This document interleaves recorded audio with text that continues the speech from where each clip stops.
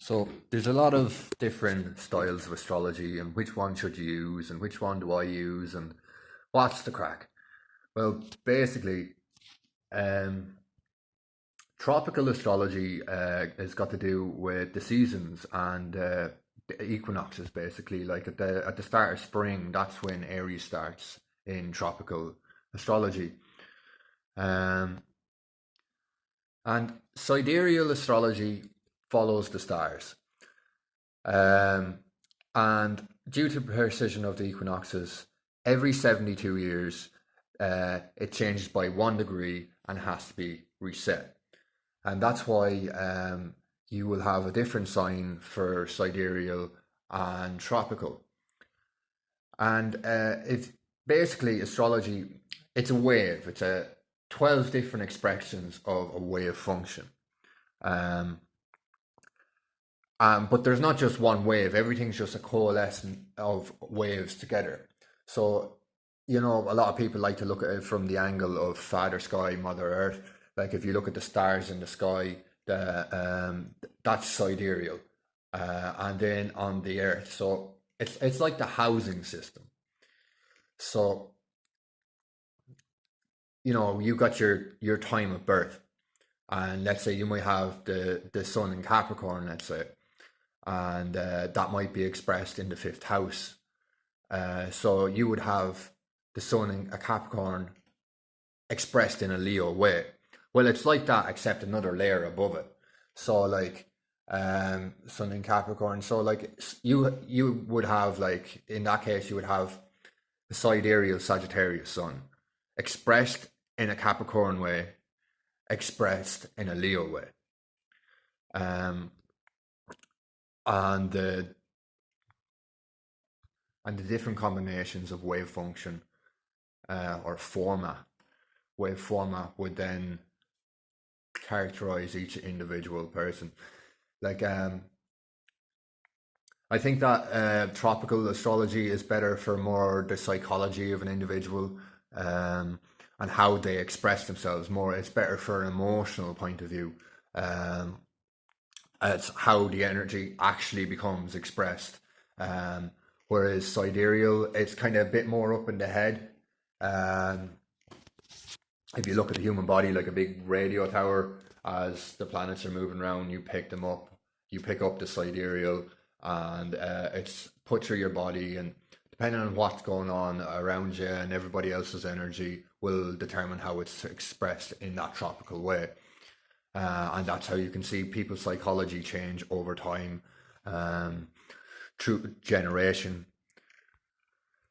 Traditional astrology is basically, it's like an older version of tropical astrology. It's like in the last 100 years or so, more planets have been discovered, and new ways of looking at things. We've got better technology. We can look at things in different ways. So it's a little bit more advanced. Tropical seems a bit more advanced, or considerably advanced. Um, However, for predictive astrology, sidereal and traditional, I personally think is better. I've seen more evidence in it myself. Um, we know more about things now. Like, what am I trying to say? Traditional rulerships have been used uh, for a very long time. So over generations, things getting wrote down. People know more about it. Um, that's why they can make better predictions. Whereas the tropical is, it's a bit more new, and although we have more people now, um, there's not as much published about it. That's kind of why it doesn't really make great use for predictions. It's more got to do with the expression of things. Personally, I use all of the systems. Um, I mostly use tropical, except I use the traditional rulerships. Um, I don't use Uranus, Neptune, Pluto as rulers. I use them in the chart, um, but uh, personally, I see they say that Uranus rules Aquarius in tropical astrology. I think. Saturn rules it, and it has Uranian influence, and um, Uranus kind of comes in, and Uranus kind of comes in and rearranges um, Capricorn's version of Saturn. Um, so Saturn would use the the the Uranian energy, but it's still expressed through Saturn. That's why I look at Saturn. And in they say that Neptune rules Pisces, um, and there is a very Neptunian influence in Pisces. However, just like before, I would say that Neptune influences Jupiter, and then Jupiter rules Pisces. Um, to give it that more artistic flair, to give it that more psychic kind of flair than Jupiter in Sagittarius. Um,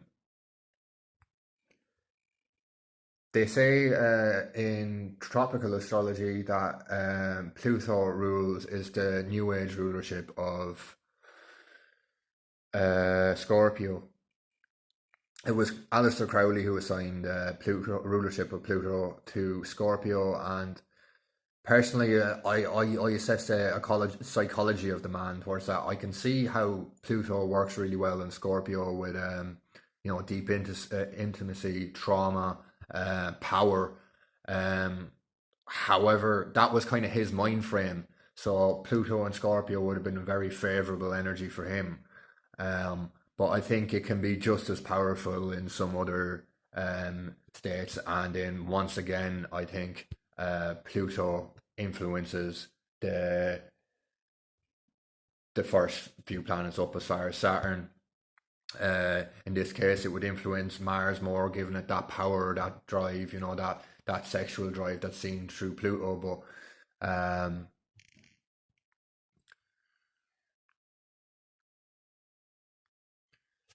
it doesn't all have to be so bad. Um, Pluto is your power, um, and it can be powerful anywhere. If you've got Pluto conjunct Jupiter, for example, in Taurus, you'd very likely, make a lot of money, like, um, and you would have basically to sum up,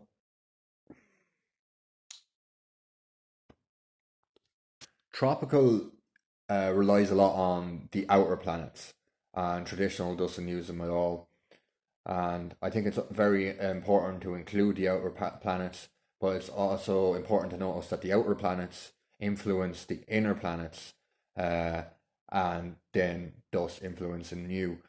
Um, so I think a lot of things need to be reassessed. Sidereal, sidereal astrology would predict the mind better, and tropical astrology would predict the emotions better.